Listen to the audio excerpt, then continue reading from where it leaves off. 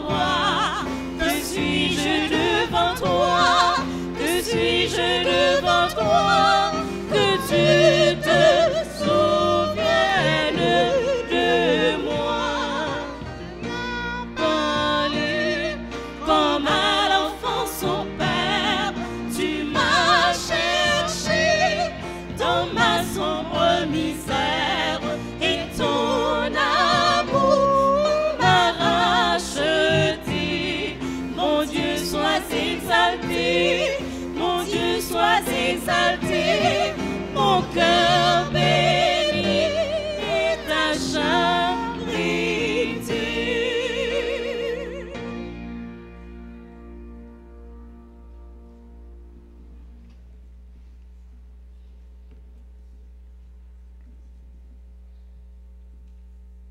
Que suis-je devant toi, Seigneur, que tu te souviennes de moi? Je ne saurais choisir d'autres dieux pour adorer, car il m'a choisi dans le ventre de ma mère. Je n'ai pas de choix, c'est lui que je dois servir. C'est avec lui que je dois triompher. Et ce matin, je remercie le Seigneur pour avoir fait le choix de moi, pour porter son nom à son peuple. Je remercie aussi le corps anciennat pastoral qui a confirmé le choix de Dieu ce matin. Et à mes bien-aimés à qui je vais parler, je les remercie aussi pour leur bonne volonté de m'entendre tout au cours de cette méditation. J'ai prié. Lorsque j'ai su que j'étais assignée à cette date pour prêcher, je me suis mise à genoux, comme j'ai toujours fait, pour demander à Dieu quel est son sermon. Quel est le sermon qu'il voudrait que je prêche ici?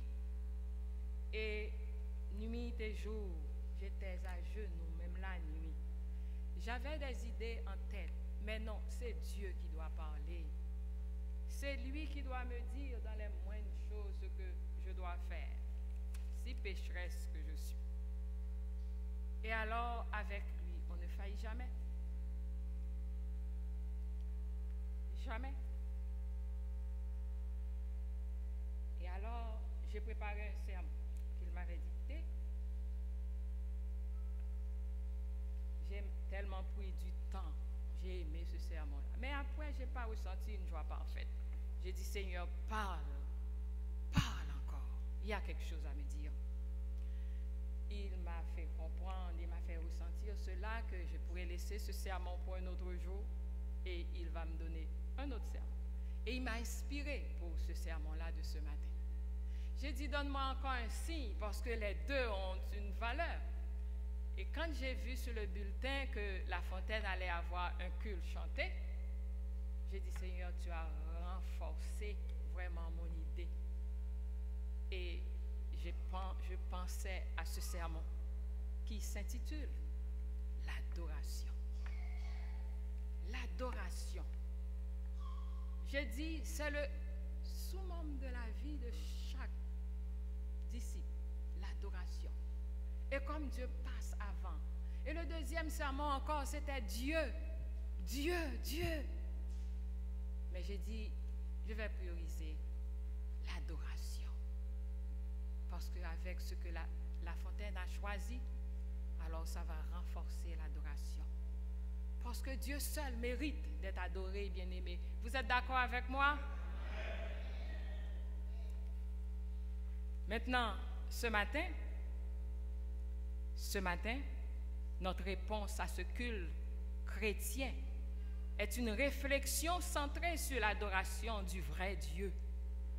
Et c'est 7 principes qui y sont attachés, avec des exemples bibliques dans l'Ancien Testament, dans le Nouveau Testament, qui suffiront à illustrer cette compréhension du culte chrétien d'adoration. Et ce que nous pouvons en tirer comme vrais adorateurs. Après avoir défini l'adoration, nous allons conclure, présenter le corps du sujet qui pourrait vous impressionner aussi sur l'adoration, parce que vous avez été créés pour adorer et pour servir Dieu. Nous allons conclure avec 2 ou 3 commentaires de l'esprit de prophétie. Que l'Éternel vous bénisse. Prions le Seigneur, ta servante est derrière le micro.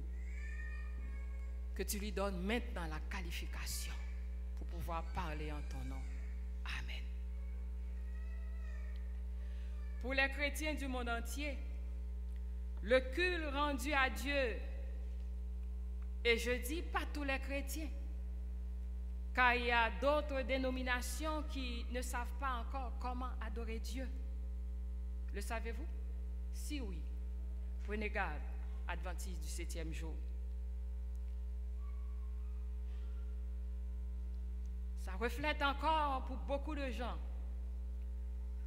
l'expérience d'Ésaïe, de la Samaritaine au puits de Jacob et de l'Église primitive. Les éléments de ce modèle biblique sont l'adoration, la célébration, la dévotion et le renouveau. Ils le font tous. Ils observent les 4 éléments. Mais qui est adoré? Est-ce Dieu vraiment est adoré? L'adoration est un des éléments du modèle biblique qui définit le culte chrétien comme un moment plein de mystère et de signification. Les éléments de ce modèle biblique sont au nombre de 4 que nous venons de citer. Mais le culte d'adoration n'implique pas les mêmes éléments pour tout le monde. Pour les uns, il signifie simplement aller à l'église. Un autre peut affirmer, pour moi, c'est la méditation tranquille, chez moi ou au milieu de la nature. Pour ces personnes, le milieu peut déterminer dans une grande mesure ce qu'est le culte. Toutefois, celui-ci ne dépend pas seulement du milieu. Certains ne vont pas tellement à l'église pour adorer, mais pour rencontrer leurs amis. D'autres s'y rendent parce qu'ils aiment le prédicateur. Ils aiment l'ancien, ou la musique, ou le son de l'orgue, ou le chœur. Encore une fois, cependant, ces facteurs n'accompagnent pas nécessairement le vrai culte. Le culte d'adoration n'est pas une activité religieuse qu'on accomplit par devoir ou qu'on contemple en tant que spectateur. C'est quelque chose qu'on doit réellement expérimenter en s'y engageant personnellement jusqu'à en faire un événement qu'on possède. Le vrai culte est une attitude de l'esprit dans laquelle l'adorateur se consacre lui-même à l'expérience de l'adoration. C'est aussi bien un événement où l'on donne qu'un événement où l'on reçoit. Les Écritures affirment que le vrai culte est la réponse d'adoration à Dieu de pécheurs sauvés par grâce. Je reprends. La réponse d'adoration à Dieu de pécheurs sauvés par grâce. Les 2 exemples suivants vous permettront de pénétrer dans le sujet, le corps du sujet. Quelques exemples bibliques suffiront à illustrer cette compréhension de culte dont on peut faire l'expérience tout seul avec Dieu ou dans le cadre d'une assemblée. Premièrement, considérons l'expérience d'Ésaïe. Ésaïe se trouvait dans l'ancien temple. D'après Ésaïe 6, versets 1 à 8, c'était l'année de la mort du roi Osias, une époque de crise nationale durant laquelle, comme c'est le cas de quelques circonstances, les gens affluaient dans le temple. Pendant qu'Ésaïe adorait, il vit le Seigneur assis sur un trône très élevé. Verset 1. Il vit Dieu comme un grand roi, dont la robe illuminait l'atmosphère. Des astres célestes l'entouraient, symbolisaient sa puissance et son éternité. La fumée de l'encens représentant la présence divine remplissait le temple.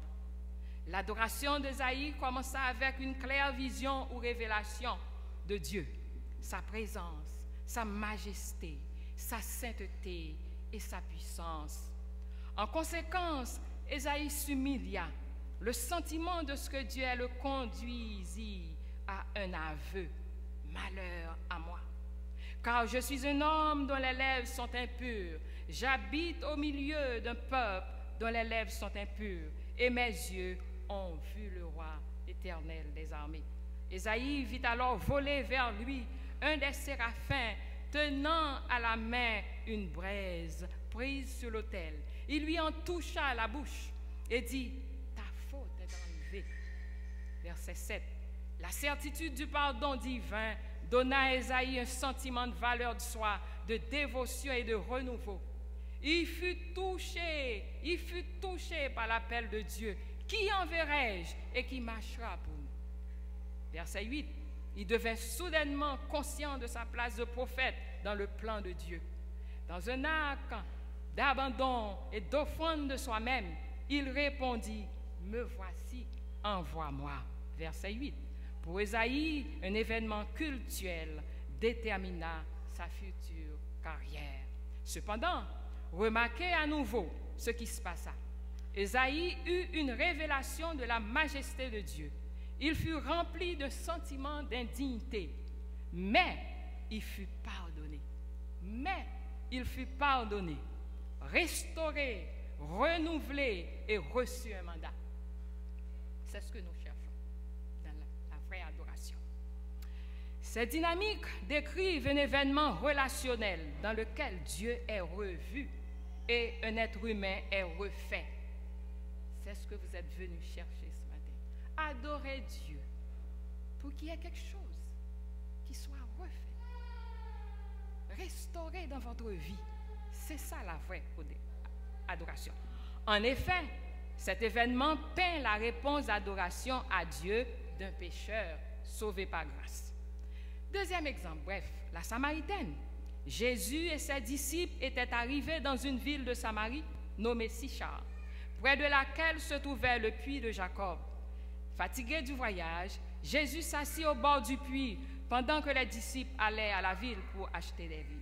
Lorsqu'une femme de Samarie vint puiser de l'eau, Jésus lui dit, « Donne-moi à boire. » « Donne-moi à boire. » La femme, en constatant que Jésus était juif, exprima son désarroi. Comment un juif pouvait-il demander à boire à une Samaritaine? Elle savait que les Juifs méprisaient les Samaritains. Toutefois, en lui demandant une faveur, Dieu s'efforça de placer la situation sous le contrôle de son interlocutrice et de la mettre à l'aise. Pendant quelques instants, la conversation tourna autour de l'eau, une simple matière première que vous utilisez, que j'utilise, bien-aimé, et que la femme utilisait aussi.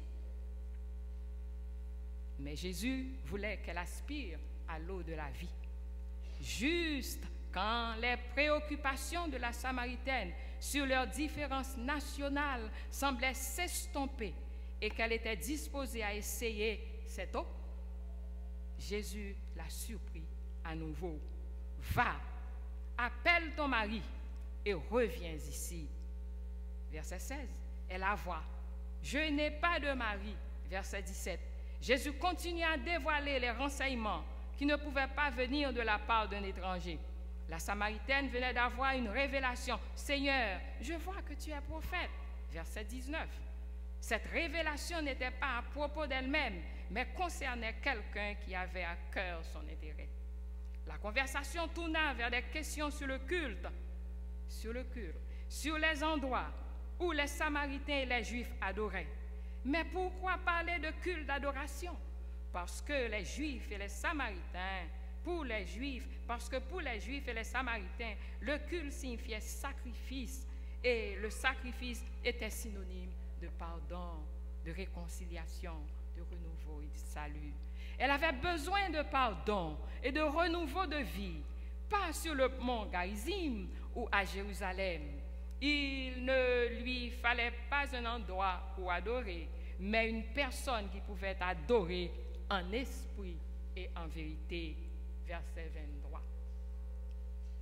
Le mot esprit tel qu'il est employé ici ne se rapporte pas au Saint-Esprit, mais à l'esprit humain, parce qu'il est écrit avec un petit E majuscule. Cette partie de nos facultés mentales et spirituelles par laquelle nous croissons à l'image de Dieu et dans laquelle il demeure. C'est alors que les disciples arrivèrent. Entre-temps, la femme laissa sa cruche près du puits et s'en alla dans la ville, vers les gens avec une invitation, un témoignage. « Venez voir un homme qui m'a dit tout ce que j'ai fait. Ne serait-ce pas le Christ? » verset 29. L'épisode se termine d'une façon merveilleuse.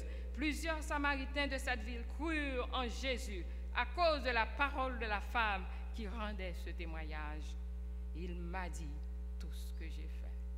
Est-ce qu'il vous arrive d'entendre Jésus lorsqu'il vous a dit tout ce que vous avez fait? Oui, moi je l'entends souvent. Verset 39. Bref, ils vécurent tous l'expérience de cette réponse d'adoration à Dieu d'un pécheur sauvé par grâce que nous appelons culte d'adoration. Bien-aimés, encore l'adoration. L'adoration, c'est plus que ça. Ça, c'est l'expérience de la Samaritaine d'Ésaïe. Mais quelle est votre expérience? Quelle est mon expérience? Comment cela se passait dans l'Ancien Testament, dans le Nouveau Testament? Et aujourd'hui encore ailleurs. Vous savez que Dieu seul mérite l'adoration. Pourquoi? C'est parce que Jésus est supérieur à l'homme. Il est supérieur à nous de par sa nature, sa toute-puissance, sa nature rédemptrice, sa nature souveraine. Il est supérieur à nous. Quand nous venons pour adorer, nous ne venons pas pour adorer X, Y, Z. L'adoration est due à Dieu et à Dieu seul. Adoration, c'est une prérogative du Créateur, privilège de la créature, délice des lieux célestes, premier devoir des anges. Et c'est pourquoi le verset que notre bien-aimé, notre jeune bien-aimé a lu pour nous, nous pouvons donc dire avec la Bible que c'est le summum de l'adoration. Car c'est lui au ciel. C'est une description du ciel. Comment cela se fera au ciel? Et nous sommes en train de nous préparer sur la terre pour adorer Dieu éternellement. Et nous devons comprendre que l'adorer éternellement sur la terre, c'est un point de mire pour nous que nous devons atteindre pour que nous puissions l'adorer plus tard. Quand il eut pris le livre, les 4 êtres vivants et les 24 vieillards se prosternèrent devant l'agneau, tenant chacun une harpe et des coupes d'or remplies de parfums, qui sont les prières des saints. Et ils chantaient un cantique nouveau en disant: Tu es digne de prendre le livre et d'en ouvrir les sceaux, car tu as été immolé, et tu as racheté pour Dieu. Tu as racheté pour Dieu par ton sang les hommes de toute tribu, de toute langue, de tout peuple et de toute nation. Oui, tu as fait d'eux un royaume et des sacrificateurs pour notre Dieu, et ils règneront sur la terre. Je regardais et j'entendis la voix de beaucoup d'anges autour du trône. Ils sont là, et vous autour du trône avec Dieu, et vous, vous êtes dans le temple. Vous êtes là aussi. Vous êtes là aussi, parce que vous êtes venus ici pour adorer Dieu. Profitez-en pour sortir d'ici avec beaucoup de grâce et de bénédiction. Autour du trône, et des êtres vivants, et des vieillards, et leur nombre était des myriades de myriades, et des milliers de milliers. Ils disaient d'une voix forte: L'agneau qui a été immolé est digne de recevoir la puissance, la richesse, la sagesse, la force, l'honneur, la gloire et la louange. Et toutes les créatures qui sont dans le ciel, sur la terre, sur la mer, et tout ce qui s'y trouve, je les entendis qui disaient: À celui qui est assis sur le trône et à l'agneau soit la louange, l'honneur, la gloire et la force au siècle des siècles. Et les 4 êtres vivants disaient: Amen. Et les vieillards se prosternèrent, et l'église de la fontaine se prosternèrent et adoraient. Bien-aimés, c'est la prérogative de Dieu. De la Genèse à l'Apocalypse, l'adoration constitue un thème majeur dans les Écritures. Depuis le conflit entre Caïn et Abel sur la manière de s'approcher de Dieu jusqu'à la célébration universelle sur la mer de verre, la Bible s'intéresse à l'adoration. Soit qu'elle condamne la fausse condamnation et qu'elle encourage la vraie adoration.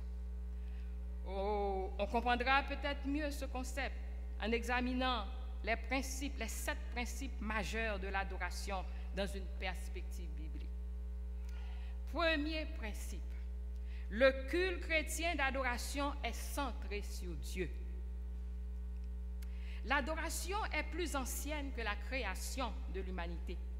En tant que telle, l'adoration existe non pas pour la stimulation ou l'épanouissement qu'elle peut nous apporter, mais à cause du caractère et de la dignité de Dieu. Examinons la vision d'Ésaïe, nous venons d'envisager.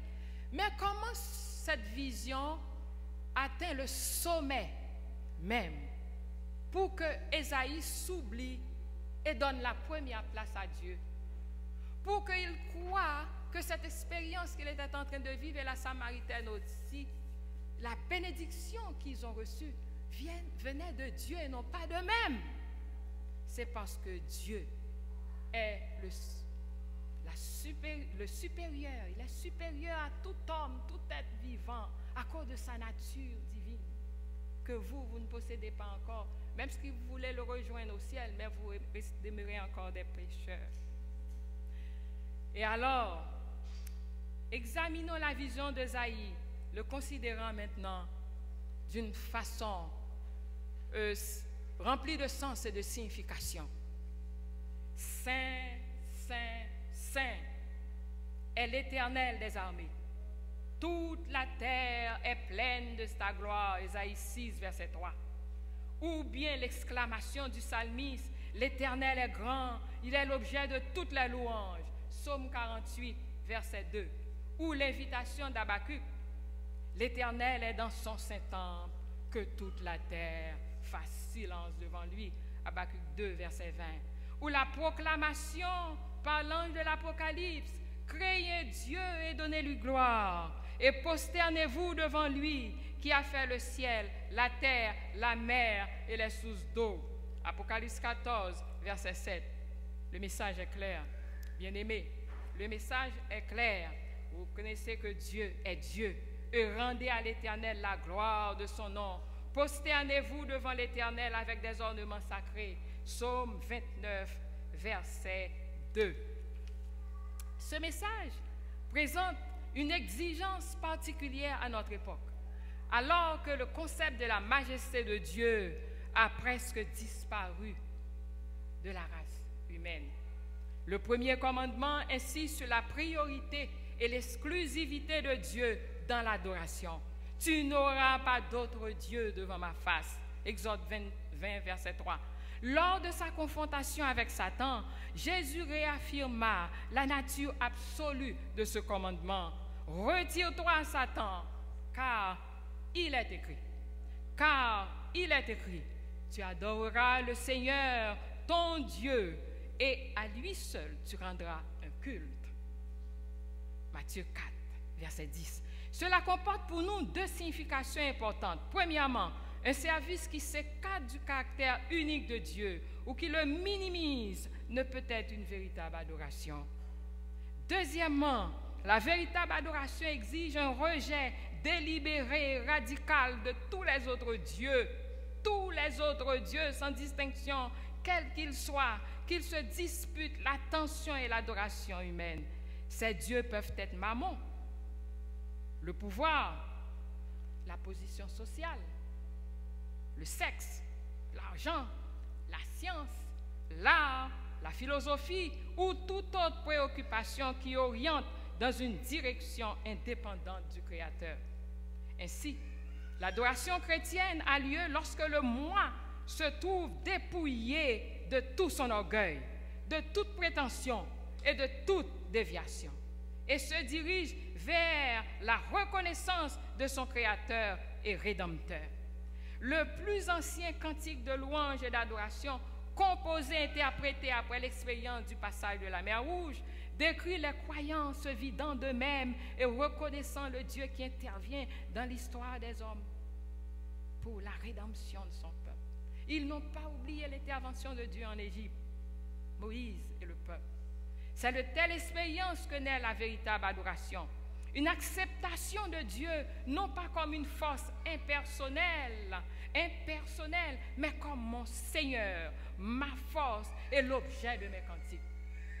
Même vous chantez, vous adorez, mais attention, en chantant, ton cantique donne gloire seulement à Dieu.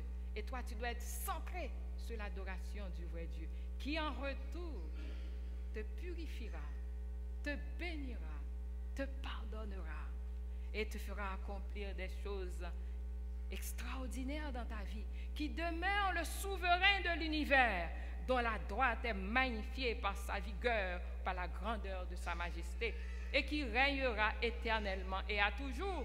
Voilà Exode 15, verset 1 à 19, vous pouvez lire ça chez vous. Dans l'adoration chrétienne, l'approche vers Dieu implique à la fois un mystère et une signification.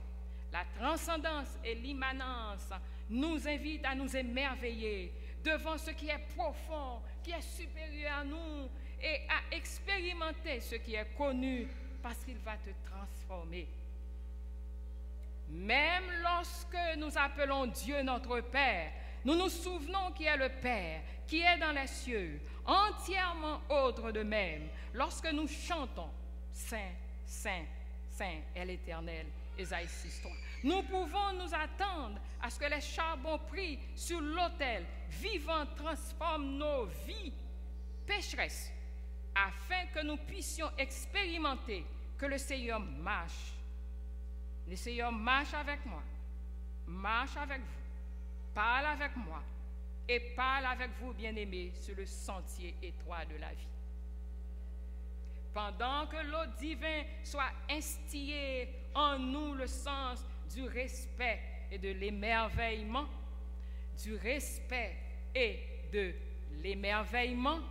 la possibilité d'approche offerte par la grâce divine doit nous conduire à un esprit de reconnaissance et d'humilité. Hébreux 4:16, Romains 5:2. L'adoration chrétienne n'est ni crainte, ni familiarité, ni apaisement, ni frivolité. C'est plutôt, comme l'écrit Ernst, une appréhension de la vision dominante, une aventure de l'esprit, une envolée de la poursuite de l'inatteignable. L'adoration est centrée sur Dieu pour éveiller la conscience par la sainteté de Dieu, pour nourrir l'esprit de la vérité, pour nourrir l'esprit de la vérité de Dieu, pour purger l'imagination par la beauté de Dieu, pour ouvrir le cœur à l'amour de Dieu, pour consacrer la volonté au dessein de Dieu. Deuxième principe, le culte chrétien d'adoration est une expérience de foi rédemptrice. Seule la foi des rachetés reconnaît Dieu comme le Créateur, comme celui qui soutient toutes choses et comme le Rédempteur, et s'attend à ce que la vie trouve en lui son épanouissement. Sans cette confession de foi, l'adoration est impossible. D'autres religions peuvent utiliser l'adoration, attention, d'autres religions peuvent utiliser l'adoration comme un moyen pour apaiser Dieu ou pour affirmer la solidarité communautaire, mais l'adoration chrétienne est le résultat adventiste du 7e jour, est le résultat d'une expérience de rédemption. Crois-tu au Fils de l'homme? Demanda Jésus à l'homme qui avait libéré de sa cécité. Qu'il avait libéré de sa cécité. De cette rencontre de guérison et de rédemption vint d'abord la réponse de la foi, puis l'adoration. Je crois, Seigneur, et il l'adora. Jean 9, verset 35-38. La foi précède l'adoration. Troisième principe, le culte d'adoration est christologique. La réalité intégrante du culte chrétien d'adoration est la croix. C'est la croix. C'est la croix. C'est la croix qui a donné naissance à la communauté chrétienne. C'est l'adoration du Seigneur crucifié et ressuscité qui a soutenu, motivé et galvanisé l'Église. 1 Corinthiens 1, verset 18-31. Acte 2, verset 22-36. C'est l'agneau immolé près du trône qui a poussé les 4 êtres vivants, nous venons de lire aussi, les 24 anciens et les myriades d'anges à se prosterner et à adorer celui qui a été immolé, nous venons de le lire comme verset d'introduction, et adorer celui qui a été immolé pour le salut de notre race déchue. Quatrième principe. Le culte d'adoration affirme une communion avec le Saint-Esprit et entre les adorateurs. Sous la présence et la puissance du Saint-Esprit, l'Église n'aurait aucune vie. Je répète. Et il est temps que vous intercédiez pour que le Saint-Esprit soit pas, mais permanent dans votre vie. C'est le Saint-Esprit qui nous rend réel, qui nous rend réel le Christ et lui permet d'établir sa demeure en nous. Jean 14, 17, Jean 18, 21, 23. C'est le Saint-Esprit qui nous donne l'assurance que le Christ demeure en nous. 1 Jean 3, verset 24. C'est le Saint-Esprit qui nous enseigne la vérité, nous revêt de dons spirituels et nous rend capables d'accomplir notre mission. Jean 14, 26, Jean 16, 23, Éphésiens 4, 11, Acte 1, 4. Acte 4, 5, 8, c'est aussi le Saint-Esprit qui peut nous motiver vers une expérience d'adoration marquée par l'unité, l'amour, la ferveur et la louange, comme ce fut le cas pour l'Église apostolique. Acte 2, 41, 44, Acte 3, 8, 9, Acte 4, 24, 26.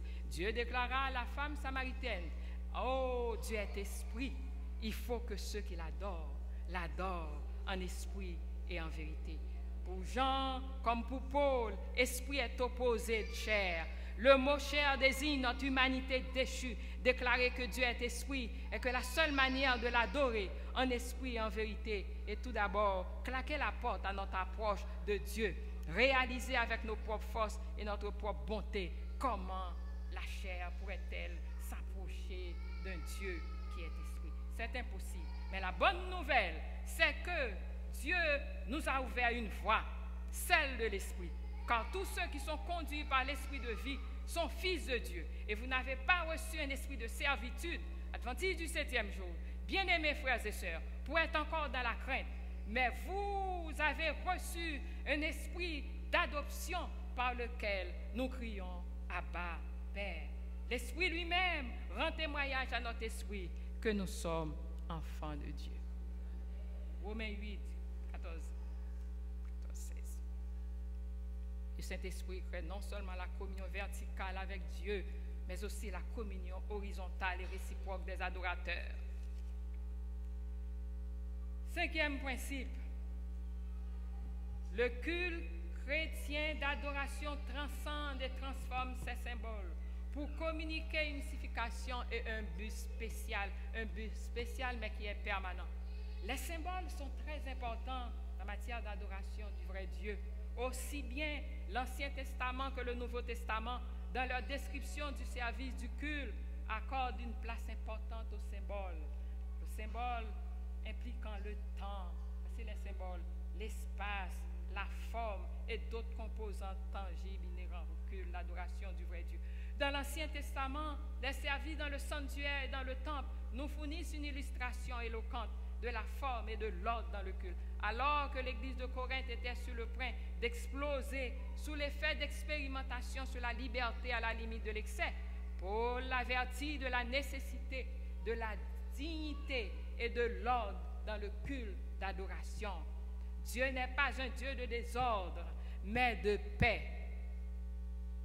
Que tout se fasse avec bienséance et avec ordre. 1 Corinthiens 14, 33 à 34. 6e principe. 6e principe.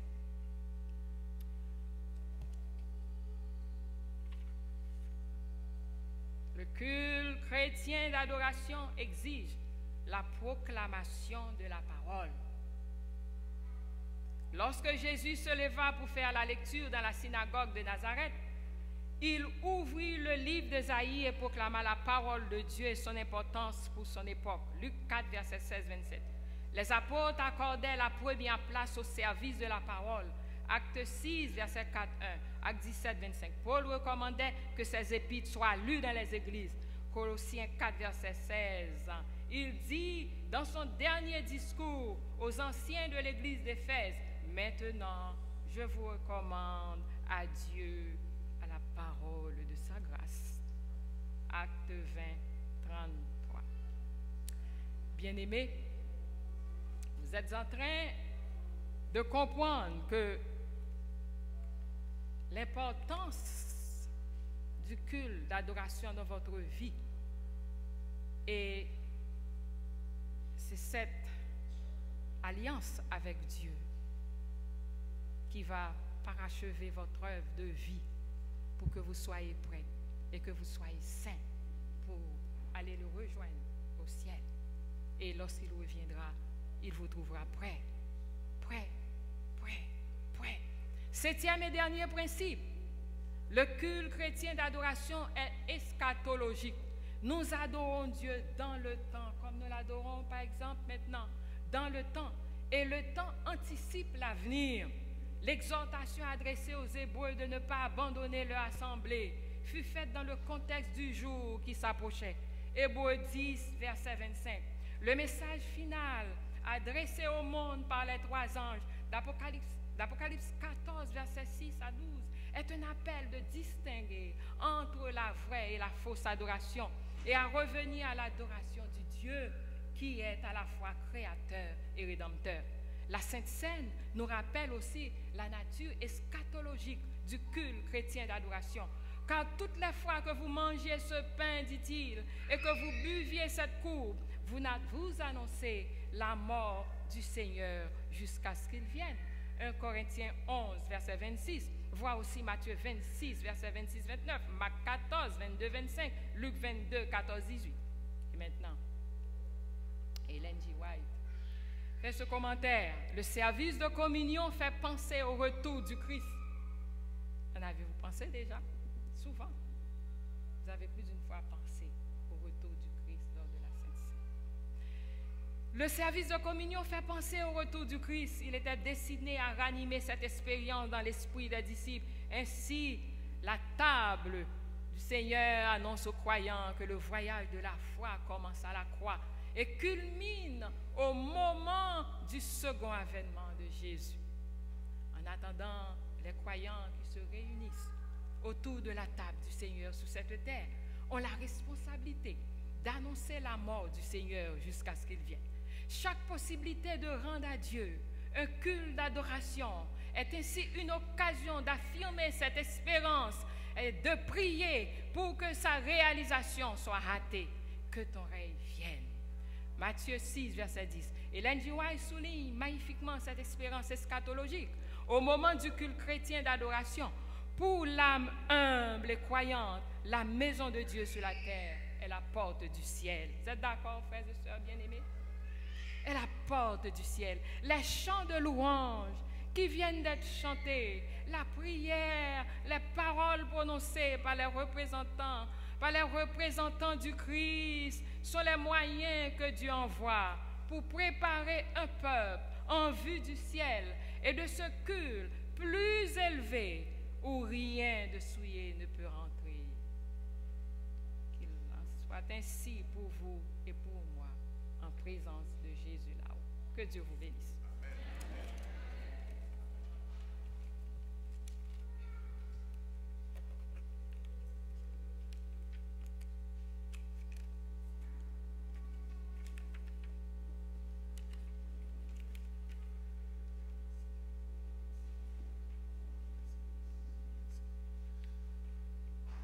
Nous disons merci au Seigneur pour ce rappel, combien important pour chacun de nous. Bien, nous avons vu les 7 principes de l'adoration. Donc, vous qui étiez en attention, vous avez bien compris que Dieu, c'est un Dieu d'ordre et c'est un Dieu qu'on doit adorer en esprit et en vérité et comment l'adorer. Donc, frères et sœurs, c'est le moment de mettre fin à notre culte du jour. Bien, nous allons nous lever et vous allez chanter avec nous au numéro 22.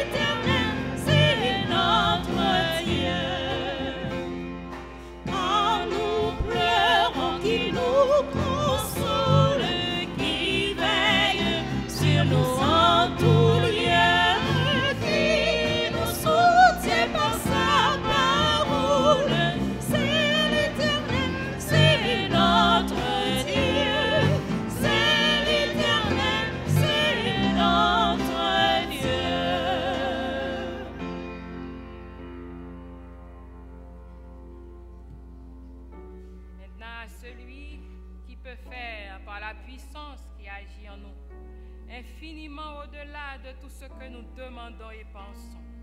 À lui soit la gloire dans l'Église et en Jésus-Christ dans toutes les générations au siècle des siècles.